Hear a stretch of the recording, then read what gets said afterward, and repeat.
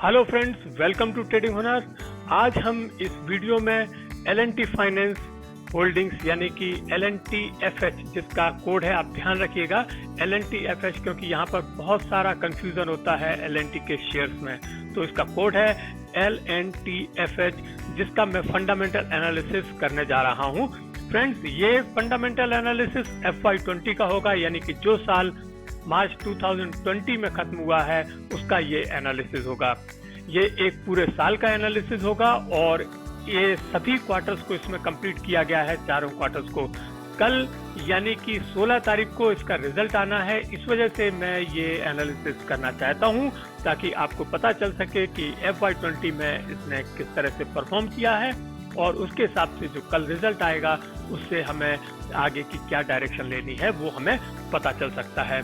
तो यदि आप पाइथ्रोस की स्कोर के बारे में बहुत ज़्यादा नहीं जानते हैं तो कोई परेशानी की बात नहीं है, क्योंकि इस वीडियो में मैं उसको एक्सप्लेन करता चलूँगा।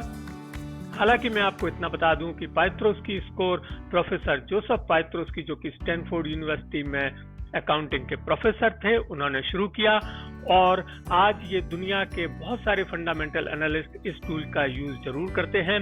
इसमें किसी भी कंपनी को यदि कुछ क्राइटेरियाज इसमें होते हैं, इसमें 9 क्राइटेरियाज होते हैं और यदि कंपनी उन क्राइटेरियाज को फुलफिल करती है तो उसमें एक एक पॉइंट मिलता है, और यदि कंपनी क्राइटेरिया को फुलफिल नहीं करती है तो वहां उसे 0 पॉइंट मिलता है। इस प्रकार से हम कह सकते हैं कि किसी भी तरह से जो एनालिस्ट होता है उसका सेंटीमेंट काम नहीं करता है, और यहाँ पर कंपनी का परफॉर्मेंस ही उसको पॉइंट्स देगा और उसी पॉइंट्स के आधार पर कंपनी ये मानी जाएगी कि ये कंपनी फंडामेंटली स्ट्रॉन्ग है, एवरेज है या वीक है। यहाँ पर मैं आपको बता दूं, कोई भी कंपनी मैक्सिमम 9 पॉइंट्स अर्जित कर सकती है, लेकिन यदि कोई कंपनी 7, 8 या 9 पॉइंट्स हासिल करती है तो वो एक स्ट्रॉन्ग फंडामेंटल वाली कंपनी होगी। वहीं यदि कोई कंपनी 4, 5 या 6 का स्कोर करती है तो वो एक एवरेज कंपनी कहलाएगी। 0, 1, 2 और 3 स्कोर करने वाली कंपनियां वीक फंडामेंटल वाली कंपनियां कहलाती हैं। तो फ्रेंड्स, हम ये एनालिसिस शुरू करते हैं। यहाँ पर आप अपनी स्क्रीन पर देख रहे होंगे 3 कैटेगरीज यहाँ पर लिखी हुई है, प्रॉफिटेबिलिटी, लीवरेज और ऑपरेशनल एफिशिएंसी। इन्हीं तीनों कैटेगरीज में 9 क्राइटेरिया हैं। हम शुरुआत करते हैं अपने पहले राउंड से, जो है प्रॉफिटेबिलिटी, और इसमें देखते हैं कि कौन कौन से वो क्राइटेरिया हैं। जैसा आप स्क्रीन पर देख रहे हैं, यहाँ पर 4 क्राइटेरिया हैं। जानते हैं वो कौन कौन से क्राइटेरिया हैं।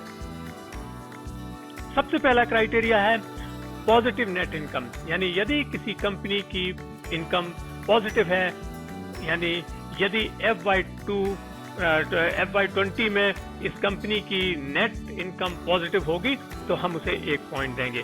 तो यहाँ पर हम देखते हैं कि L&T फाइनेंस की कितनी इनकम थी।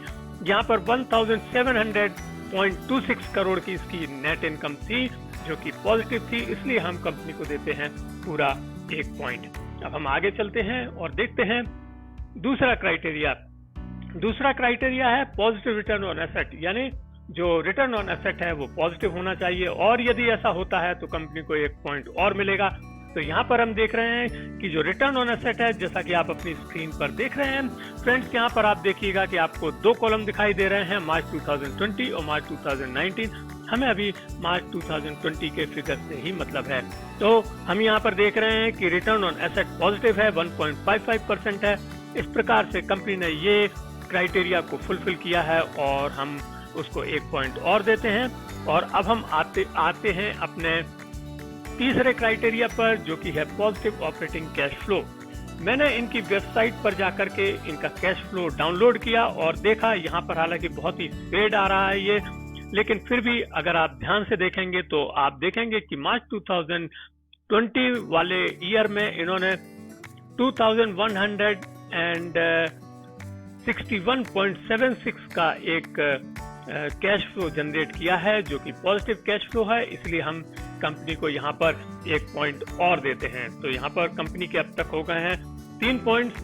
अब हम चलते हैं अपने चौथे क्राइटेरिया पर। चौथा क्राइटेरिया कहता है कि करंट ईयर का जो कैश फ्लो फ्रॉम ऑपरेशंस है, जो अभी हमने क्राइटेरिया 3 में देखा था, that should be higher than the positive net income, यानी जो क्राइटेरिया 1 की जो नेट इनकम थी उससे ज्यादा होना चाहिए। तो हमें दोनों का कंपैरिजन करना है और यदि कैश फ्लो ज्यादा होगा नेट इनकम से तो 1 पॉइंट मिलेगा। तो हम यहाँ पर चेक करते हैं और हमने ये देखा, जैसा कि अभी आपने देखा था कि cash flow from operations 2161.76 crore है, जबकि नेट इनकम 1700.26 है, जैसा कि आप अपनी स्क्रीन पर भी देख रहे हैं। तो यहाँ पर हमने ये पाया कि इसका जो ऑपरेटिंग कैश फ्लो है वो नेट इनकम से ज्यादा है और इसकी कंडीशन भी यही थी कि यदि ये ज्यादा होगा, कैश फ्लो ज्यादा होगा नेट इनकम से, तो कंपनी को 1 पॉइंट मिलेगा। तो यहाँ पर भी हम कंपनी को 1 पॉइंट और देते हैं और इस प्रकार से प्रॉफिटेबिलिटी में कंपनी के हो जाते हैं 4 पॉइंट। अब हमारा पहला राउंड खत्म हुआ प्रॉफिटेबिलिटी वाला, जिसमें कंपनी को मिलते हैं 4 पॉइंट्स और स्कोर हो जाता है 4। तो अभी हमारा एक कैटेगरी खत्म हुई, एक राउंड खत्म हुआ। अब हम चलते हैं अपने दूसरी कैटेगरी जो कि है लीवरेज। ये है हमारा दूसरा राउंड और इसमें 3 क्राइटेरिया आते हैं। जानते हैं वो कौन कौन से क्राइटेरिया हैं और कंपनी किस तरह से परफॉर्म करती है, देखते हैं। यहाँ पर जो सबसे पहला क्राइटेरिया है वो है lower ratio of long term डेब्ट इन करंट ईयर। फ्रेंड्स, यहाँ पर अब हम आपको ये बता दें कि जो आपको वर्ड्स दिखाई देंगे लोअर और हायर, यानी ये हमको कंपैरिजन करना होगा पिछले साल के फिगर से। तो यहाँ पर ये जो पहला क्राइटेरिया है वो कहता है कि लॉन्ग टर्म डेब्ट in current year should be lower than the previous year. तो हम देखते हैं कि जो लॉन्ग टर्म डेब्ट रेशियो है ये क्या पिछले साल से कम है, और यदि ऐसा होगा तो कंपनी को 1 पॉइंट मिलेगा।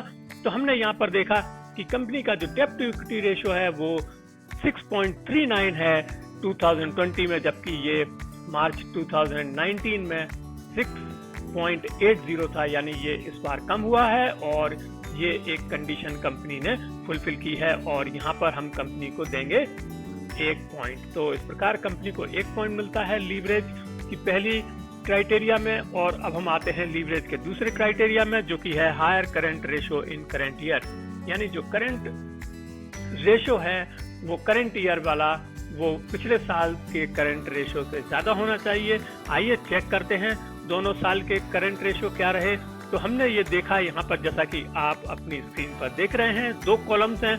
पहले कॉलम में 2020 जो कि है 203.34 और ये ज्यादा है मार्च 2019 से 144.73।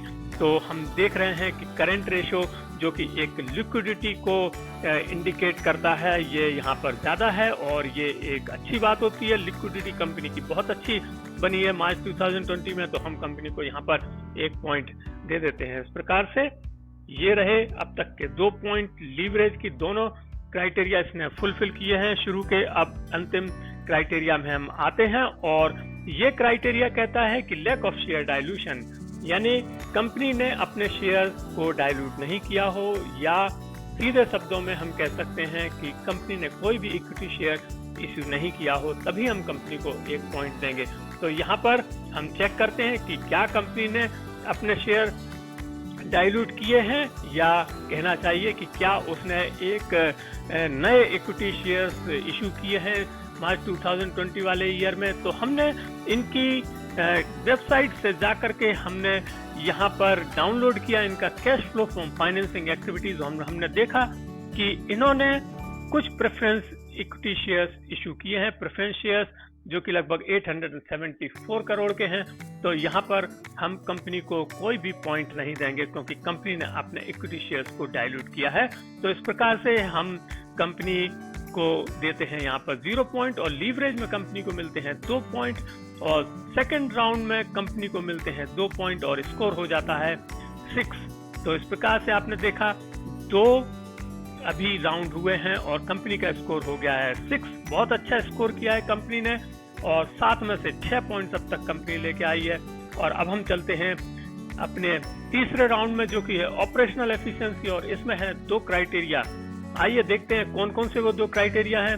सबसे पहला क्राइटेरिया है हायर ग्रॉस मार्जिन। यहाँ पर भी हमको कंपैरिजन करना होगा, तो हमें ये देखना होगा कि जो ग्रॉस प्रॉफिट मार्जिन है या ग्रॉस मार्जिन है वो पिछले साल से ज्यादा होना चाहिए, क्योंकि gross margin means operating efficiency. तो यहाँ पर हम देखते हैं इस साल इनका जो ग्रॉस प्रॉफिट मार्जिन रहा है वो रहा है 72.48%, जबकि लास्ट ईयर ये ज्यादा था, 76.68% था, जो आप अपनी स्क्रीन में देख रहे हैं। तो इस प्रकार से हम कह सकते हैं कि इनकी ऑपरेटिंग एफिशिएंसी कम हुई है, ग्रॉस प्रॉफिट मार्जिन कम हुआ है, इसलिए हम कंपनी को कोई भी पॉइंट यहाँ पर नहीं देंगे और हम कंपनी को देते हैं यहाँ पर 0 पॉइंट।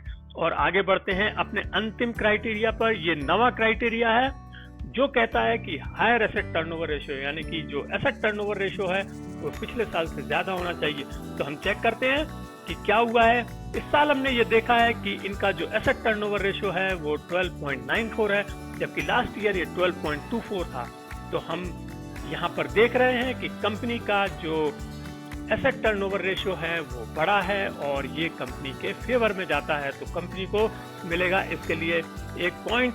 और हम यहाँ पर देख रहे हैं कि ऑपरेशनल एफिशिएंसी में कंपनी ने 1 पॉइंट हासिल कर लिया है। और अब हम आते हैं अपने स्कोर बोर्ड पर। ऑपरेशनल एफिशिएंसी में थर्ड राउंड में कंपनी को मिलता है 1 पॉइंट और कंपनी का स्कोर हो जाता है 7।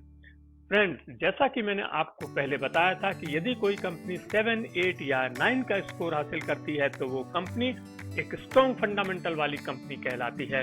तो यहाँ पर हम देख रहे हैं कि L&T फाइनेंस होल्डिंग्स, जिसे L&T फाइनेंस भी बोलते हैं और जिसका कोड है LNTFH, ये एक स्ट्रॉन्ग फंडामेंटल वाली कंपनी है और ये एनालिसिस इसका FY 2020 का था। फ्रेंड्स, आपको ये वीडियो कैसा लगा? यदि आपको वीडियो अच्छा लगा हो तो इसे लाइक कीजिएगा और शेयर कीजिए, और यदि आपने अब तक हमारे चैनल को सब्सक्राइब नहीं किया है तो प्लीज हमारे चैनल को सब्सक्राइब कीजिएगा और बेल आइकन को प्रेस कीजिए। Thank you.